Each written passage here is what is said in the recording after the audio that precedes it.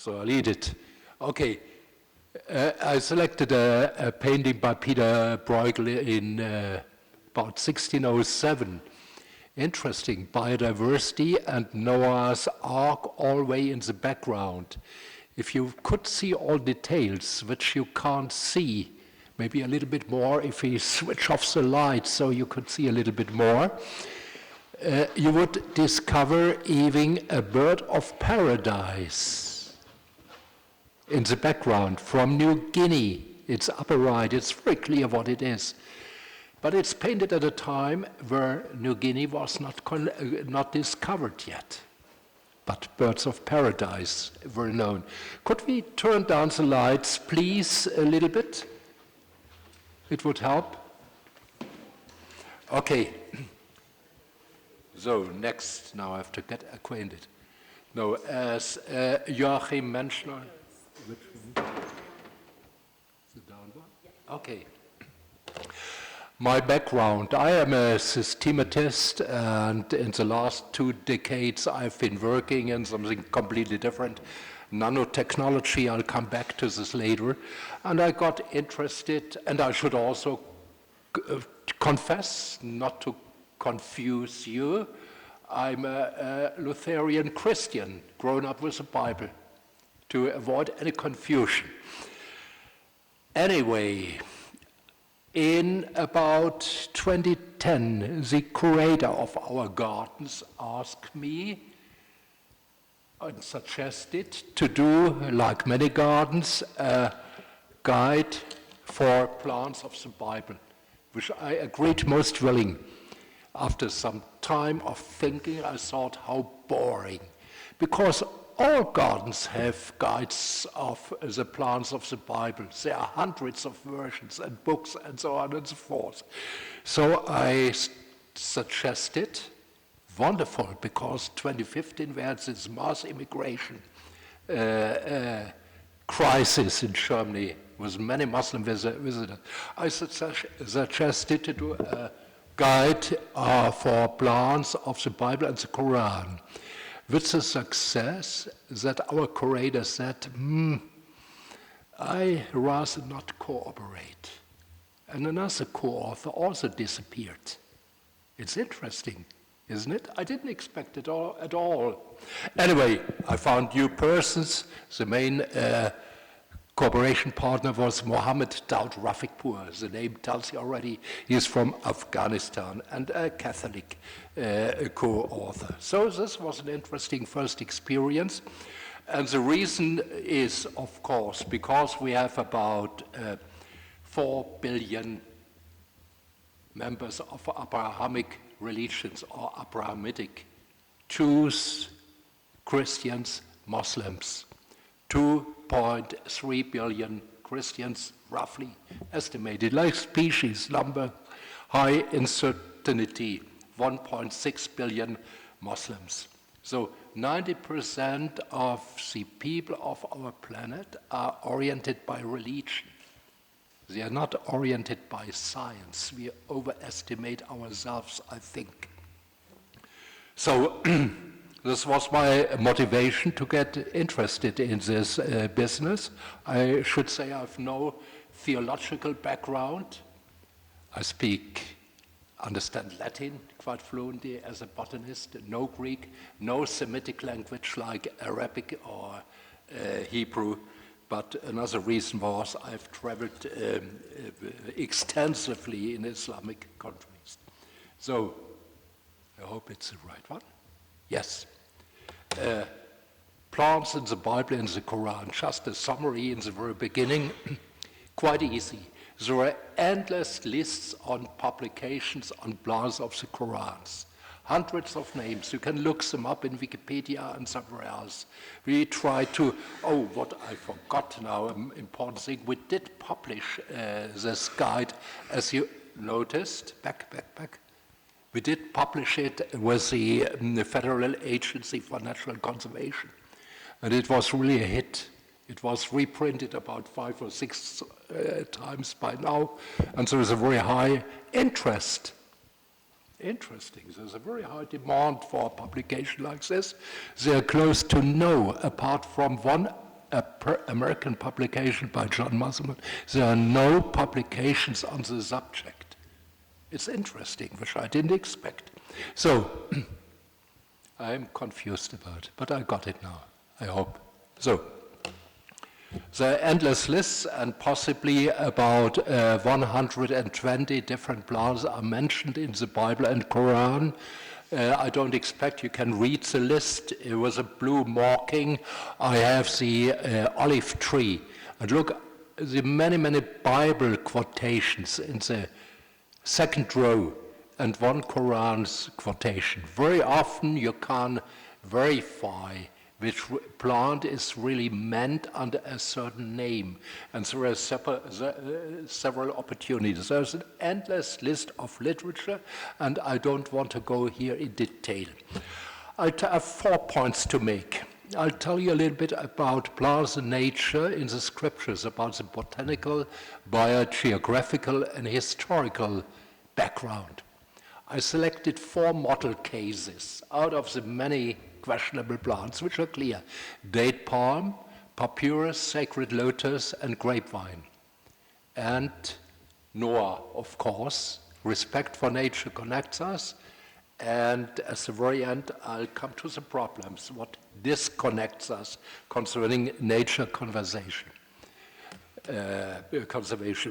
So, the biogeographic background, this is a part of a world map of biodiversity, and the red line about encircles the Abrahamic religions, which arose between the Indus Valley and the Nile valleys. They are oasis religions, you always could say. In the east, the neighboring one would be the Hinduistic or Buddhistic religions.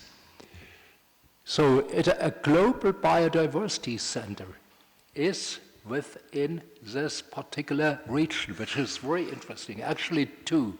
The one you notice in the Caucasus, the other one starts with the Himalaya, which is at the borderline, but it plays a role you'll see very soon. And also interesting is maybe some of the distances. The distance between Jerusalem and Mecca is about 1,200 kilometers, not very far. Paris, Berlin, or Rome and Wittenberg. It's exactly the same distance, Mecca and Jerusalem. So, and it's in the same time frame, we shouldn't forget. Yeah, if we think that the final versions of what we call the New Testament were selected in Alexandria 375 DC, it's not a far distance to the finishing of the Quran. So, again, I have a different one in my lectures, which goes just the opposite way. So, historically, we almost could encircle it with the greatest empire we had in antiquity. I used the largest expansion of the Alexander the Great Empire. And the small insets give you an idea about the geographic cultural orientation. Left, small, the pyramids in Numidian pyramids belong to Mary, today Sudan. Upper right, the Indus Valley cultures. One picture. Left to the east, south to the northeast. And the bronze is about the same selection. We have the snow-covered Taurus and Lebanon with the cedar trees, which the Phoenicians harvested already and delivered to the Egyptian pharaohs. We have in the land of the Queen of Saba, the Arabia Felix, the happy or better fertile Arabia, which encloses the Horn of Africa. We have the dragon trees, we have incense trees, Boswellia, and to the right, the purely tropical vegetation in the Indus Valley. So it's a very, very broad range we have to consider. So the plants we are talking about in the Bible are, with a few exceptions, when we talk of flowers of the fields, are economic plants. It's not the box tree. It's not the white lily which plays a role. It's economic plants which are used. Yeah?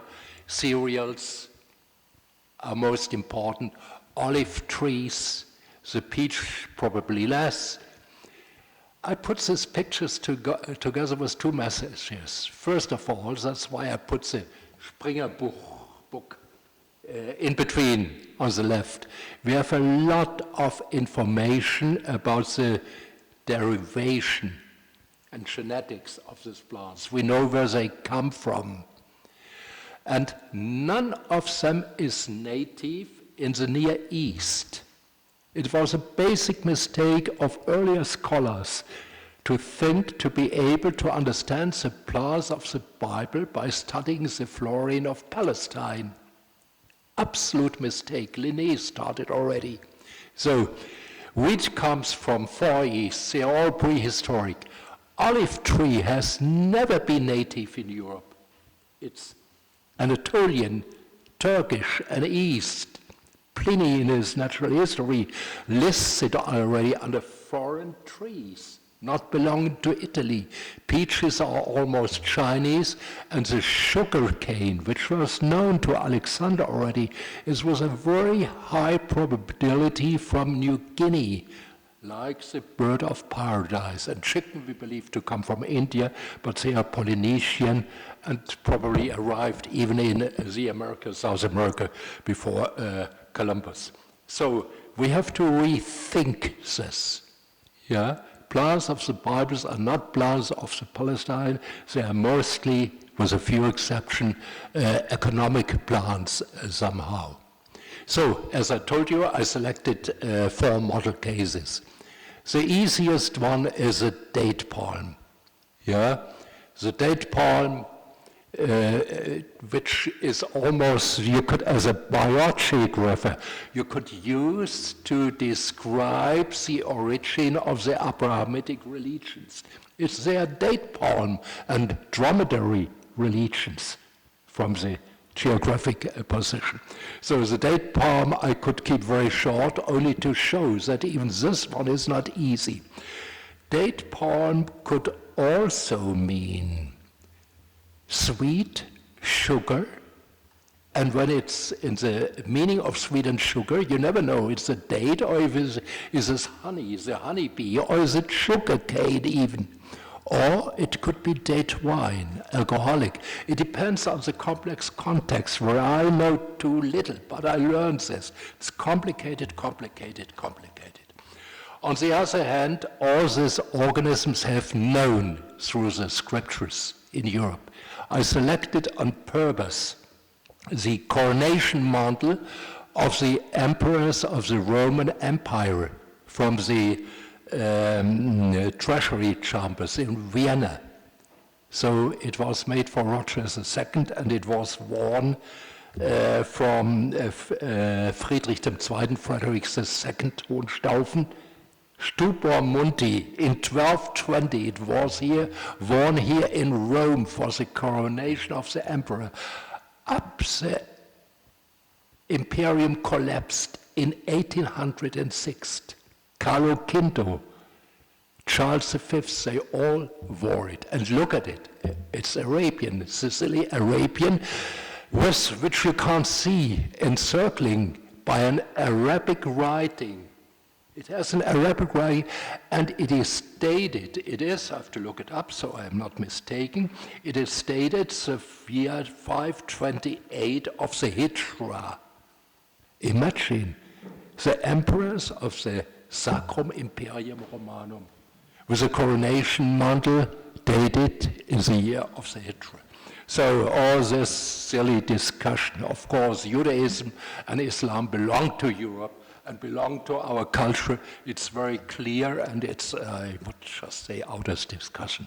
So my second example. Second example is Papyrus. Papyrus is something we know, all paper. This could be a picture of the Nile Delta, but it's from tropical Africa, including an elephant. Yeah, the picture is taken somewhere in East Africa. The elephants, the pharaohs knew. In North Africa we had 2 species of elephants. The Syrian elephant, which is a subspecies of the Indian elephant, and the North African. Both are extinct. So papyrus itself, yes, papyrus itself came from tropical Africa. It forms an own subspecies in the Nile Delta, yeah, and endless papyrus swarms probably covered the Nile Delta. So I'll not come to the story of Moses and the Exodus. So these formations are still known in East Africa. They are called suts, floating papyrus carpets, and they are known in the Bible. It's the Sea of Reed, the Yam Suf. I'm quite sure Rabbi Weisinger could tell us more about this. There is a lot of literature. But it's the Red Sea of the Hollywood productions of Moses. However, Napoleon already noticed the absence of papyrus in Egypt. It became extinct. The last report for a papyrus is 1821, very, very late, and it was reintroduced probably from the Luxembourg Botanical Garden in the 1940s or 1950s. So what a change. More complicated even is lotus. Lotus does not occur in Egypt. I'm talking about the true lotus, which botanists would call nelumbo. It's an Asian plant, the symbol of purity, and comes from the China and the Indus Valley, probably originally China. The problem is it's most confusing. There are different lotuses in Egypt. It's a blue one and a white one. Both are really water lilies, nymphea. And the true lotus below, which does not occur in Egypt.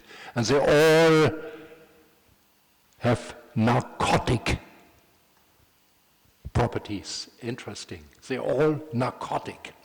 So, anyway, and very distinctive is the fruit. Look at the fruit to the down right picture. It looks like the spout of a watering can, and the fruit really indicates very clear. Now I have to hurry up. Enables you to identify the plant. This is Herodotus' description of a plant which he calls krinos. It has a fruit like a wasp nest. You can't mistake it at all. It's lotus, and it comes from Egypt. It's called Egyptian bean. The name lotus was Homer. One should forget it's mentioned 7 times, and each time it's a different plant in Homer. It's a complete confusion. It's the Egyptian bean. So the interesting point is, lotus is a symbol of purity in the Asian religions. That's what I'm interested in. I'm very much into nanotechnology, and from a lotus leaf, glue rolls off like water, and you can transform it in technical products. The little video by Procter & Gamble. This was noticed already in the Bhagavad Gita. You have an exact description of the behavior of lotus. You have a description from the Han dynasty already. Lotus is like an untouchable lady who cannot be spotted by mud and dirt. And I really wonder. And lotus occurred in Egypt. It became extinct around 1100, or a little bit before. Sugarcane plantation and drainage, agricultural drainage. So it's very clear it was Egyptian. So anyway, so I wonder if the story of Susan, the name in all Semitic languages is Susan. Susan and the elders could be derived from lotus. Next slide. So grapevine, I'll respect to the time, I'll skip almost. There's a very, very high probability this may be the plant. It's referred to blood. It's referred by Herodot already. You can discern good and bad with the grapevine. In the old Jewish tradition, this is a tree which Lucas Granach usually associates with apple tree. Yeah? These three possible selections are grapevine, fig, or banana. Banana is a Linné solution, and it's called up to date Musa sapientium. So here is a symbol. I think I don't have to talk about it. And you know, it's much older than Bible and Quran, the story. It's much, much older. Now we are in the search for a new Noah and a new Ark, and we have to find it. My second picture, I'm not a theologist. I hope I said it right now. I'm not a theologist. I'm a complete, maybe to you, strange things. I think respect the law, limits of growth, up to here and not further, could be a message of this story. So anyway, this I'll skip, and I'll come to the last 4 slides. Disrespect and claims for soul representation, disconnected. So Bible and Quran, they are all unisono, conserve nature, conserve the creation. The majority of the world has a solution. There's a very interesting interview with Robert May in the Telegraph, 1929. Robert May, later president of the Royal Society, is a confessing atheist. Maybe religion is the answer. Maybe religion is the answer. Or as Joachim Vogel noted today, we may have to think different ways. The answer doesn't come from science. We have data. Maybe we have solutions. But education, religion, emotion, different things decide in life. It's not we. So we actually have, and this I can keep very short, 3 declarations: Assisi Declaration in very early in 1986 for all major religions here. Almost overlooked, that's interesting, the Islamic Declaration in 2015. Wonderful, wonder text, first sentence: God, whom we know as Allah, has created the universe in all its diversity. A declaration which was almost ignored by Western media. Many of us don't know it, it exists. And here is the evil in person, President Rouhani, in front speaking at a UNEP conference. And ultimately, naturally, we have this, the most wonderful declaration and most powerful declaration. I recommend to read Peter Raven's comment from the botanical part of it in the quarterly review of botany. So I'm at the end. If I could change the title of my talk, I would change it into Plants in Nature in Bible and Quran, how respect for nature could connect us if we respect each other. Thank you. Thank you.